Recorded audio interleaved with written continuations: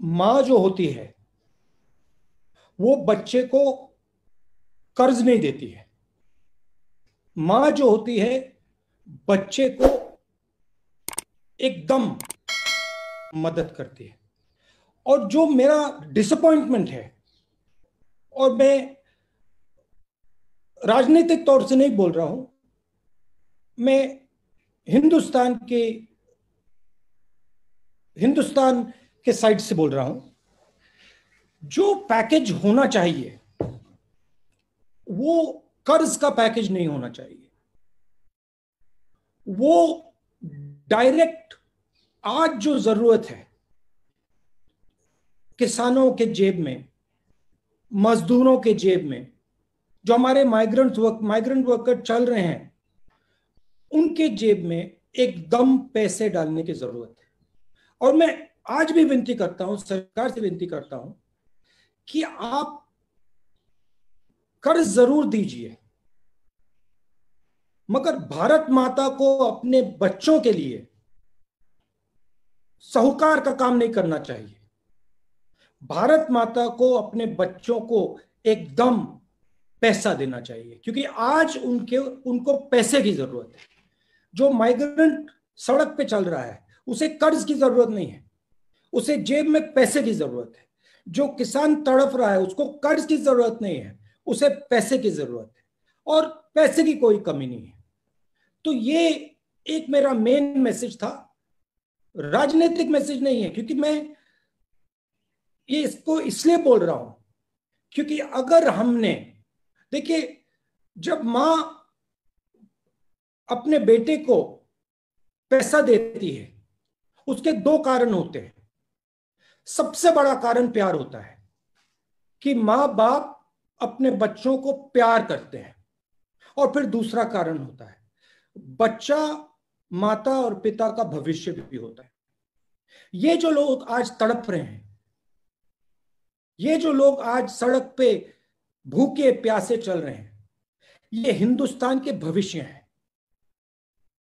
और ये हमारे भाई हैं, ये हमारी बहनें हैं, ये हमारे माता पिता हैं। इनको हमें पूरा समर्थन करना है, और सिर्फ सरकार को नहीं। मैं आपको, रिपोर्टर्स को धन्यवाद करना चाहता हूं कि आप खड़े हुए और आपने जो हिंदुस्तान में हो रहा है, जो सड़कों पे हो रहा है, हाईवेज पे हो रहा है, वो आपने पूरे देश को दिखाया। तो आपने भी ये अच्छा काम किया। हमारी भी जिम्मेदारी बनती है, ऑपोजिशन की भी जिम्मेदारी बनती है, सरकार की भी जिम्मेदारी बनती है। हम सबको एक साथ काम करना है। मगर मैं विनती करता हूं कि आज जो हमारी जनता है, जो गरीब जनता है, उनको पैसे की जरूरत है। और नरेंद्र मोदी जी को मैं प्यार से बोल रहा हूं कि इस पैकेज को रिकंसिडर करना चाहिए। और इसमें डायरेक्ट ट्रांसफर की जो हमने बात की थी, सीधा का सीधा बैंक अकाउंट में पैसा डालने की जो बात की थी, 200 दिन की नरेगा की जो बात की थी, किसानों को डायरेक्ट पैसा देने की जो बात की थी, उसके बारे में नरेंद्र मोदी जी सोचें। क्योंकि ये जो लोग हैं ये हमारा भविष्य है। इन्हीं लोगों ने हिंदुस्तान को खड़ा किया है। और मैंने सुना है कि पैसे ना देने का कारण रेटिंग्स की बात है।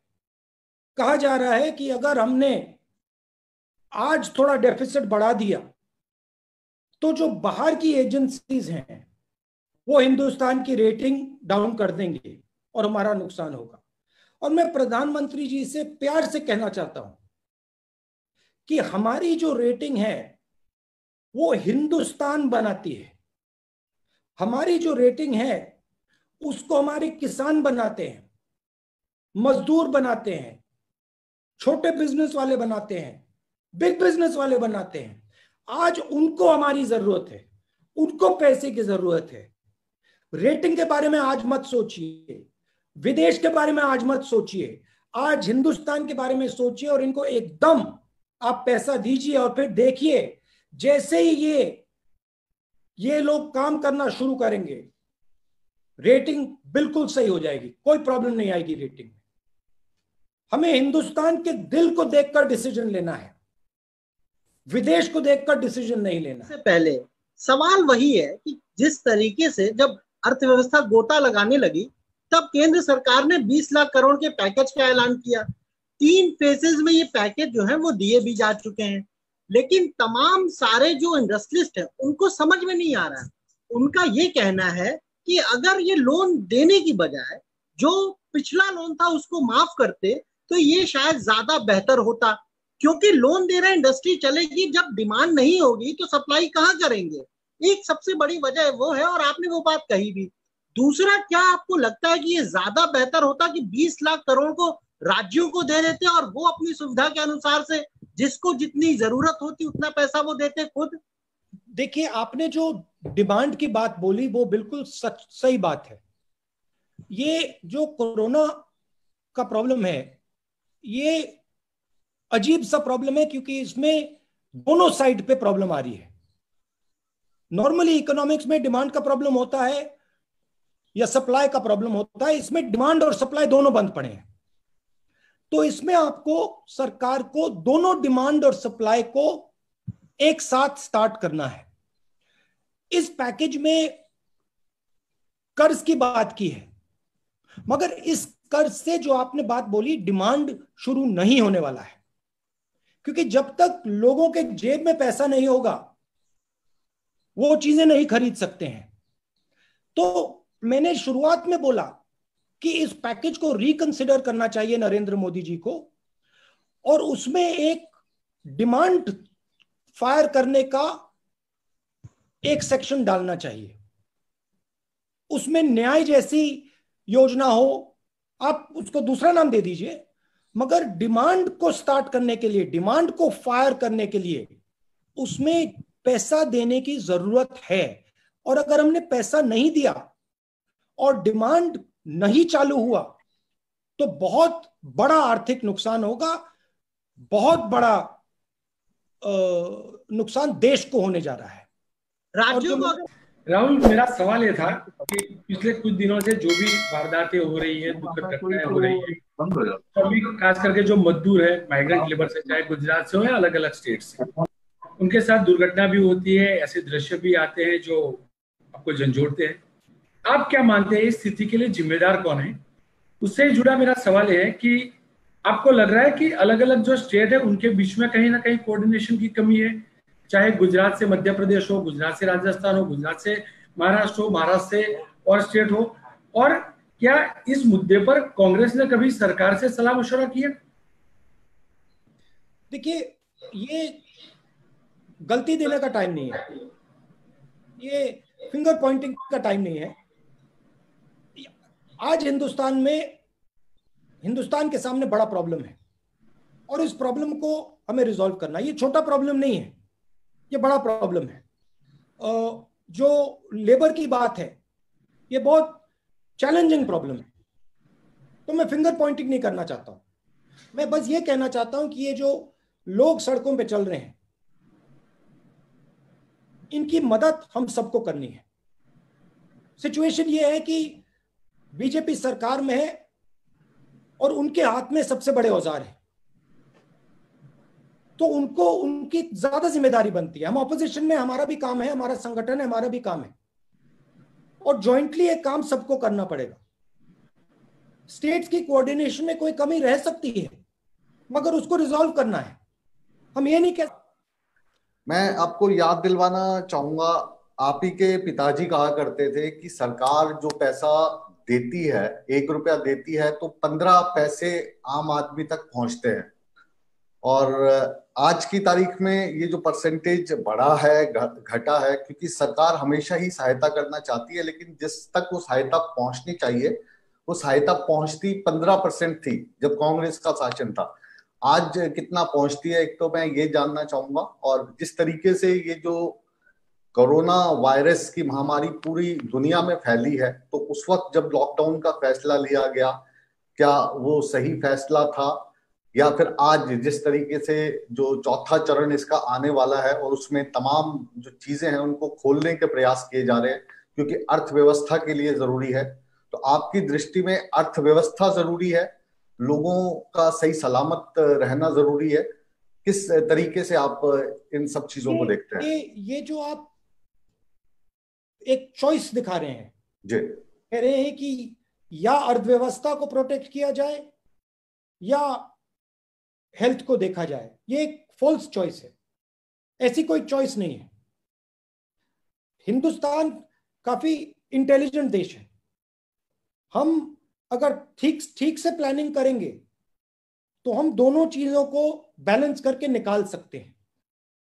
मैं यहां ये नहीं कहना चाहता हूं कि लॉकडाउन ठीक था, लॉकडाउन गलत था। मुझे ये दिख रहा है कि लॉकडाउन हुआ और अब हमें लॉकडाउन से होशियारी से, इंटेलिजेंस से, समझदारी से निकलना है। किस प्रकार निकलना है? ना हमें इकोनॉमी को सैक्रिफाइस करना है, ना हमें अपने बुजुर्ग लोगों को सैक्रिफाइस करना है। यही तो प्लानिंग होती है। इसीलिए तो प्लानिंग की जाती है कि ये जो कॉम्प्रोमाइजेस होती हैं, ये सही कॉम्प्रोमाइज हम निकाल पाए।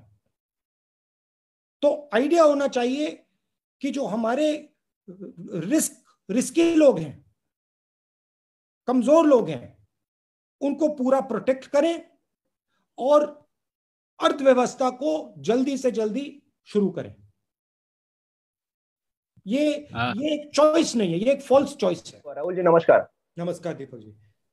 महाराष्ट्र एक सबसे बड़ा स्टेट है जहाँ पे इंडस्ट्री सबसे ज्यादा है, इन्वेस्टमेंट सबसे ज्यादा है। लॉकडाउन की वजह से महाराष्ट्र जैसे और भी स्टेट है जिनका रेवेन्यू लॉस बहुत बड़ी पैमाने पे हो रहा है। जैसे अगर महाराष्ट्र की बात करें तो यहाँ का रेवेन्यू लॉस अजम्पशन है कि 1,40,000 करोड़ तक जाएगा। अभी जो 20 लाख करोड़ का पैकेज सेंट्रल गवर्नमेंट ने अनाउंस किया उसमें स्टेट्स के लिए कोई हिस्सा नहीं है। क्या महाराष्ट्र जैसे जो बड़े स्टेट से, जैसे कोविड का भी प्रभाव यहाँ पे ज्यादा है, उनको ज्यादा से ज्यादा मदद मिले, इसलिए अपोजिशन पार्टी के तौर पे कांग्रेस कुछ सरकार पे प्रेशर बनाएगी? और दूसरा, क्या अब तक जो मदद सरकार से सेंट्रल गवर्नमेंट की तरफ से हो रही है उसमें कुछ भेदभाव आपको दिखाई दे रहा है? जैसे भाजपा शासित राज्य की तरफ ज्यादा ध्यान दिया जा रहा है और जो नॉन बीजेपी स्टेट से उनके तरफ थोड़ा निग्लिजेंस का दौर है सेंट्रल गवर्नमेंट का, ऐसे कुछ आपको दिखाई दे रहा है? देखिए, आपने कहा कि महाराष्ट्र की मदद होनी चाहिए क्योंकि महाराष्ट्र एक बड़ा स्टेट है। महाराष्ट्र सिर्फ एक बड़ा स्टेट नहीं है, महाराष्ट्र एक यूनिक स्टेट है क्योंकि महाराष्ट्र एक प्रकार से हिंदुस्तान की अर्थव्यवस्था का सेंटर है। तो महाराष्ट्र को बिल्कुल पूरी सपोर्ट मिलनी चाहिए, सब स्टेट्स को मिलनी चाहिए। और जितनी सपोर्ट सरकार स्टेट्स को देगी उतना फायदा होगा क्योंकि वही स्टेट्स ही डिलीवर कर सकते हैं पैसा, स्टेट्स ही लीड कर सकते हैं, कोविड की लड़ाई को लीड कर सकते हैं। सेंटर का काम मैनेजमेंट का काम है, स्टेट का काम ऑपरेशंस का काम है। स्टेट का काम कोविड की लड़ाई लड़ने का है, सेंटर का मैनेज करने का है। तो जरूर मतलब पूरा समर्थन देना चाहिए। और ये एक कंप्लेंट आ रही है कि सेंट्रल गवर्नमेंट जिस प्रकार से स्टेट्स को पैसा देना चाहिए वो नहीं कर रही है। देखिए, स्ट्रैटेजी अलग हो सकती है, उनकी सोच हो सकती है कि नहीं हमें सेंट्रलाइज करके करना है। मेरी सोच है कि सेंट्रलाइज करके बात नहीं बनेगी।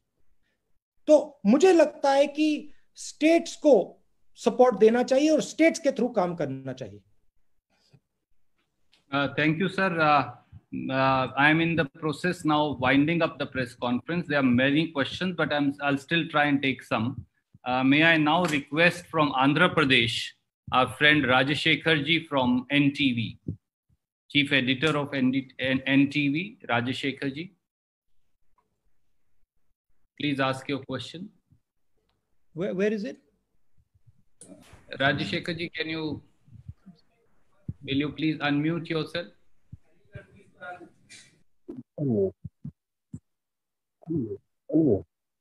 Okay, before I then, since he's next to come in, can I in the meanwhile go to Mr. Balwant Takshak of Punjab Kesari, Delhi, Punjab, Haryana. Shri Balwant Takshak, please.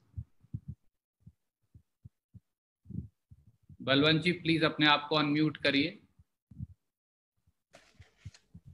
Rahul ji नमस्कार। राहुल जी नमस्कार। नमस्कार। एक second, background में पर्दे हैं।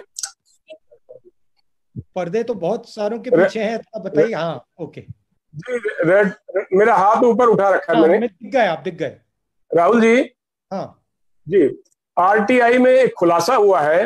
हाँ RTI में एक खुलासा हुआ है कि विदेशों से आने वाले अधिकांश यात्रियों को मार्च महीने में स्क्रीनिंग से छूट दी गई थी। क्या आपको लगता है कि ये गंभीर चूक थी जिसकी वजह से हम 2 महीने से लॉकडाउन झेलने को मजबूर है और देश की अर्थव्यवस्था तहस नहस हुई है? इसके साथ ही प्रधानमंत्री ने जो 20 लाख करोड़ का पैकेज घोषित किया है, इससे लोगों के चेहरे पर तसल्ली और संतोष दिखाई देना चाहिए था, लेकिन बेचैनी और पीड़ा ज्यादा है। क्या वजह है इसकी? इसकी वजह यह है कि ये क्रेडिट पैकेज है, इसमें पैसा नहीं है, पैसा डायरेक्टली नहीं दिया जा रहा है। और पूरा हिंदुस्तान जानता है कि आज इस इमरजेंसी में, इस मुश्किल में पैसा डायरेक्ट जाना चाहिए, बैंक अकाउंट में जाना चाहिए, किसान के हाथ में जाना चाहिए, मजदूरों के हाथ में जाना चाहिए, स्मॉल मीडियम बिजनेसेस के हाथ में जाना चाहिए, और वो नहीं हुआ है। और इसीलिए ये बातचीत आज हम कर रहे हैं कि मैं चाहता हूं कि सरकार इसको रिकंसिडर करे, क्योंकि इससे नुकसान होने वाला है। Santosh Singh ji from TV 18। Hi Rahul ji. Santosh Kumar ji. Santosh Kumar, yes right. Rahul ji नमस्कार। नमस्कार।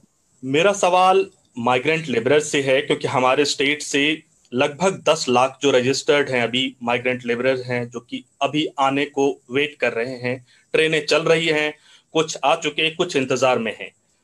लेकिन सवाल ये उठता है कि उनके आने का, ये जो अभी आने का सिलसिला शुरू हुआ, ये आया क्यों सिचुएशन ऐसा? क्या इसको ऐसा नहीं रोका जा सकता था उनको वहां पर क्या उनकी व्यवस्था नहीं की जा सकती थी?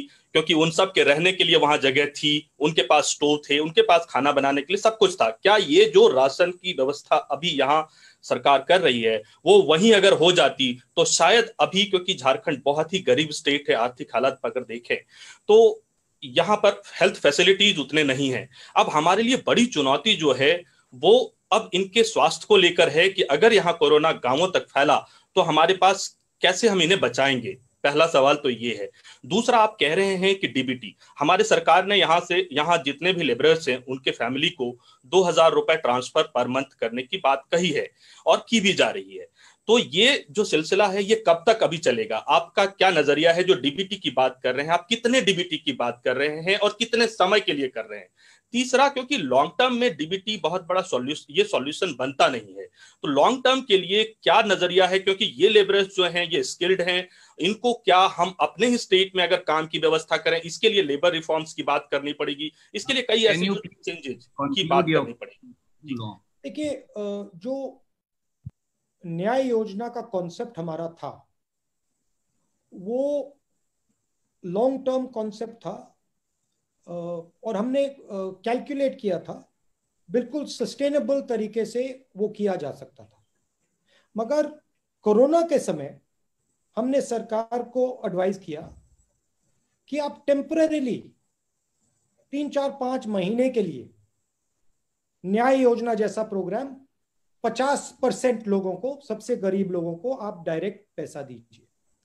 आइडिया डिमांड को स्टार्ट करने के लिए, और ये किया जा सकता है, ये कोई बहुत महंगी चीज नहीं है। ये 65-70 हजार करोड़ में ये काम किया जा सकता है, हमने कैलकुलेट किया है। जहां तक रोजगार की बात है, मैंने पहले भी बोला, रोजगार स्मॉल एंड मीडियम बिजनेसेस पैदा करते हैं, और स्मॉल एंड मीडियम बिजनेसेस को आज प्रोटेक्शन की जरूरत है, पैसे की जरूरत है, सपोर्ट की जरूरत है। जो समझदारी और होशियारी से जो भी हम स्टेप लें, चाहे वो लॉकडाउन लगाने का स्टेप हो, चाहे वो लॉकडाउन हटाने का स्टेप हो, ये एक इवेंट नहीं है, ये बहुत कॉम्प्लिकेटेड प्रोसेस है, और हमें इन चीजों को समझदारी और होशियारी से सोच समझ के करना चाहिए। और मैं आगे की बात कर रहा हूं, अभी ये बात खत्म नहीं हुई है। देखिए, अभी लॉकडाउन को खोलने की बात हो रही है, अगर हमने बिना सोचे समझे लॉकडाउन को खोल दिया, नुकसान होगा। मगर खोलना है तो सोच के समझ के लोगों को प्रोटेक्ट करके करना है। माइग्रेंट्स की बात, माइग्रेंट्स को सेफली पहुंचाना था, आज भी वो चल रहे हैं। मैंने सरकार को रेकमेंड किया है कि जल्दी से जल्दी इनकी मदद करके इनको होम स्टेट तक पहुंचाया जाए और फिर इनको टेस्ट किया जाए और इनको सेफली घर पहुंचाया जाए।